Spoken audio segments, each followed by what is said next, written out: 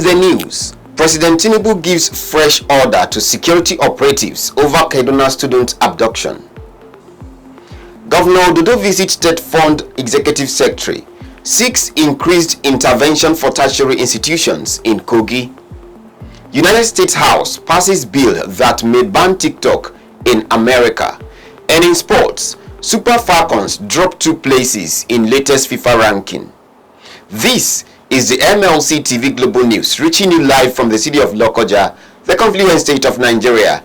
I am Joshua Adinoy. Thanks for joining us. Nigeria's President Bola Tinubu has ordered security forces not to pay ransom for the release of close to 300 students and staff who were kidnapped from a school in northwestern Kaduna State. The country's information minister, Mohammed Idris, who made this known to reporters, said Tinubu instead directed security agencies to ensure the release of all kidnapped victims without any payment to their abductors. Earlier, relatives of the victims said gunmen had demanded hundreds of thousands of dollars for the release of the students abducted from their school in Kuriga village. The federal government said it has commenced vocational training for inmates in the 241 correctional facilities across the country. The senior special advisor to President Bola Tinubu on technical, vocational and entrepreneurship education, Abiola Arogundade, stated this during a press conference in Abuja, explaining that the beneficiaries will get a grant of 500,000 naira once they complete the skills acquisition program. Some of the available vocational skills, according to the president's aide, include fashion design, computer training, hair making, fish farming, soap making, poultry business, among others. Only 500 inmates from each facility will be considered after the official takeoff of the pilot scheme in Kuje Center, which currently has a capacity of 723 inmates. The Nigerian Correctional Service has a total of 341 custodial facilities, 85 satellite custodial centers, 15 farm centers, among others. The governor of Kogi State, Ahmed Usman Ododo, has visited the executive secretary of the Tertiary Education Trust Fund, TETFUND, architect Sonny Echono, in his office in Abuja. A statement by the chief press secretary to the governor, Oladele John Nihi, explained that the visit was to appreciate the executive secretary and management of TETFUND for the support and consideration accorded tertiary institutions in Kogi State in the past years, while also seeking for more intervention, particularly for the newly established Kogi State University, Kaba. Governor Ododo commended TETFUND for being an agency responsible for improved infrastructure, academic development, and overall growth of tertiary institutions in the state. Responding, the executive secretary of TETFUND, architect Sonny Echono, lauded Kogi State government for investing heavily in education while assuring the governor of TETFUND's continuous support for institutions in the state. Kogi State Commissioner for Education, Wemi Jones, Vice Chancellor, Kogi State University, Kaba, Professor Kehinde Eniola, and former Special Advisor to Kogi State Governor on Civil Service and Labor Matters, Olabode Adeyemi, accompanied Governor Ahmed Usman Ododo on the visit. The new Managing Director, Rural Water Supply and Sanitation Agency, RUWASSA, in Kogi State, Ahovi Salam Ibrahim, has assured that the agency will come alive under his leadership. Ahovi gave the assurance during the handing over ceremony conducted at the premises of the agency in Lokoja, the state capital. He said, having heard from the Director of Administration of RUWASSA of the backloads of challenges facing the agency coupled with the physical infrastructure decadence, it was obvious that his appointment was a call to rigorous service as Managing Director, but optimistic that with the commitment of Governor Ahmed Usman Ododo, things will be turned around for good. It appears like what I'm inheriting from you today is much more closer to dead structure than a live structure. But I think that God who made it in this Ramadan has his reason. God will turn it around. Amen. God will put life. Amen. And the life is here. One thing I must beg you people today is that please let us change the narrative. Let us change the process. So the best way to change the narrative of this place is for us to change our steps, our attitude towards the agency, and the way and manner we handle the projects. Transparency should be prioritized. The RUWASSA boss appreciated the contributions of Kogi State Accountant General Dr. Tijani Onumoko to his life, describing her as a great destiny helper, and promised to live up to expectations in the discharge of his duties. Highlight of the event include inspection of facilities at the premises of RUWASSA by the new DG and the official handing over of documents. Appointees of the present administration, friends and other well-wishers attended the ceremony. Lagos State Governor Babajide Sanwo-Olu has appealed to private institutions and individuals to invest more in health financing as a way to help reduce medical tourism and brain drain. Sanwo-Olu, while speaking at the official commissioning of Atlantis Pediatric and Multi-Specialist Hospital in the Lekki area of the state, said there is the need to create an ecosystem where private-public partnership would be effective in providing healthcare services to the vulnerable and the weak in the society. The governor argued that increasing investment in the provision of medical infrastructure and facilities from the public and private sector would have a combined positive effect in reducing medical tourism and brain drain. We go on a short break now. We'll be right back. Announcement. Are you an O-level graduate? Are you a fresh graduate of any of the tertiary institutions but want to carve a niche for yourself in the broadcast industry? If that is the case, do not worry, because FALCON Communication Limited, in collaboration with Kogi Production, is training youth in all segments of media operations. For this quarter, BCL has scheduled 15th to 30th March to train on cinematography and ENG editing. Venue: Greener Pasture opposite Kafas Hall bus stop by Potash Pharmacy, Lokongoma, Lokoja, Kogi State. Training time 9 a.m. to 12 noon, cinematography 12 p.m. to 5 p.m. ENG editing. The cost implication is 30,000 naira per course. Please note, early bird will get a 5% discount. At FALCON Communication Limited, professionalism is our watchword. For more information, please call any of our numbers displayed on your screen. Don't miss it. Welcome back.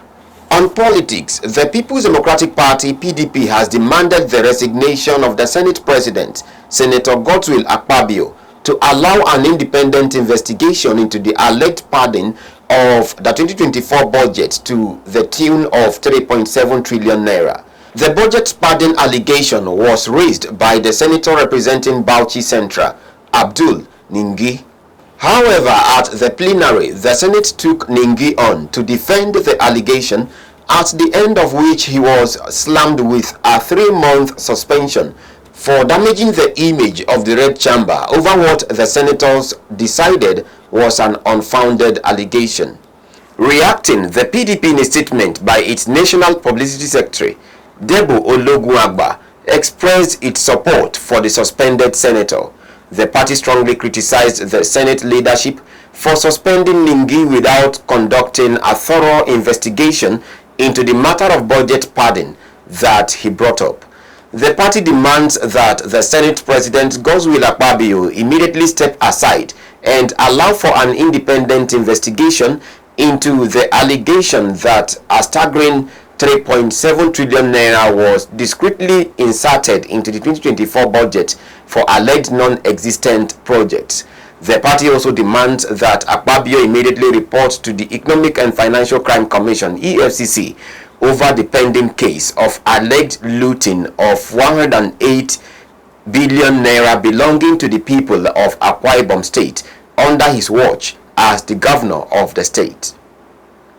On crime, the Jos Water Service Corporation (JWSC) has arrested 44 persons for mining, irrigation farming, and block molding around the Lamingo Dam. The corporation said the 44 persons' activities posed a serious threat to the supply of potable water to residents of the state. Briefing journalists after the arrest, the JWS Managing Director, Apollos Samchi, said the activities of the miners, irrigation farmers, and block molders resulted in the leak of various chemicals and heavy metals into the raw water source, which posed a serious threat to the health of the residents. He said the 44 persons who were arrested by men of the Nigerian Security and Civil Defense Corps (NSCDC) will be charged in court. The corporation appealed to the state government to erect a perimeter fence to secure the dam from encroachment and land grabbers. On the foreign scene, Israel's military says it is trying to flood Gaza with aid as international pressure to address the territory's humanitarian crisis grows. Israel Defense Forces (IDF) spokesperson Rear Admiral Daniel Hagari said Israel will facilitate further aid convoys after a new land route opened up to deliver food to northern Gaza. Hagari announced earlier that 6 lorries carrying food had entered via the 96 gate in the Gaza border fence near Kibbutz Be'eri in southern Israel on Tuesday night. He said more convoys would follow, as well as deliveries from other entry points alongside drops by air and sea, adding that more needed to be done to make sure aid could be distributed fairly and efficiently. The United States House of Representatives has passed a landmark bill that could see TikTok banned in America. It would give the social media giant's Chinese parent company, ByteDance, 6 months to sell its controlling stake, or the app would be blocked in the US. While the bill passed overwhelmingly in a bipartisan vote, it still needs to be cleared by the Senate and be signed by the President to become law. Lawmakers have long held concerns about China's influence over TikTok. If the bill managed to secure approval in the Senate, President Joe Biden has promised to sign it into law as soon as possible. President Joe Biden has promised to sign it into law as soon as possible.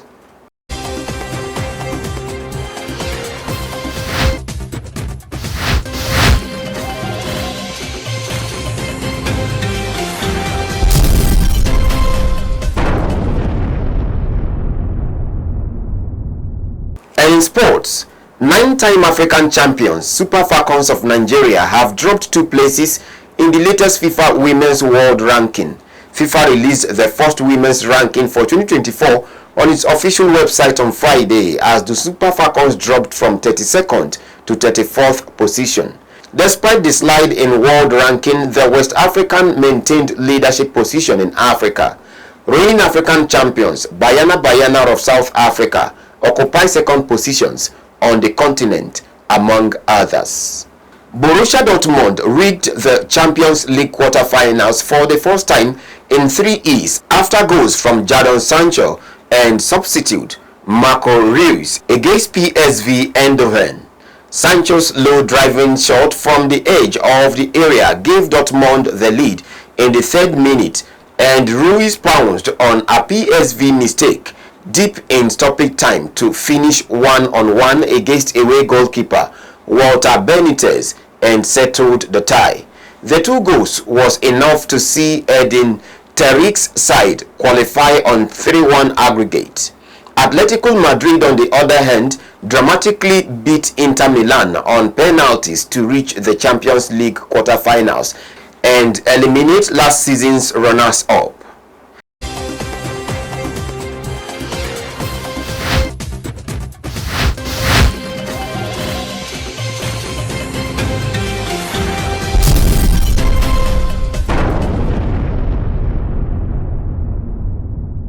And that is the size of our package for today. Do support us by subscribing to our YouTube channel, Malachite TV. Like and follow our Facebook page, MLC TV, MLC TV 2, MLC TV Yoruba and Ebiravabe MLC TV. Instagram MLC TV 2021, X handle Malachite TV, and TikTok Malachite_TV. For event coverage, appearance on any of our programs, contributions, comment, and advert placement, please call or send SMS to any of our numbers displayed on your screen. Join Malachite TV online on weekends to watch our various programs. Saturday 7 p.m. Political Arena, Sunday 6 p.m. Women's World, and Monday 9 a.m. The Opinion. It's Malachite TV, reaching everywhere, informing everyone. Please continue to be a brother's keeper to build a happier and better society together. I am Joshua Adenoy. Thanks for watching.